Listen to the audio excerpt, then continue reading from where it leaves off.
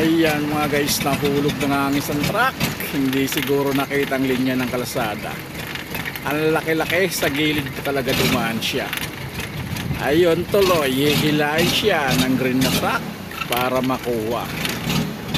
Ayan, ganyan nga mga idol. Tulungan dapat para mas masaya, mas mabilis ang trabahong magagawa nila. Diba?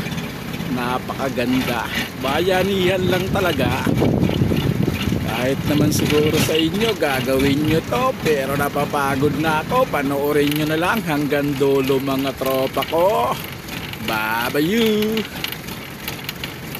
So mga pre, malapit na. Malapit nang tumumba to. Delikado. Ang laki na ng lubog ng gulong eh, oh. Delikado to.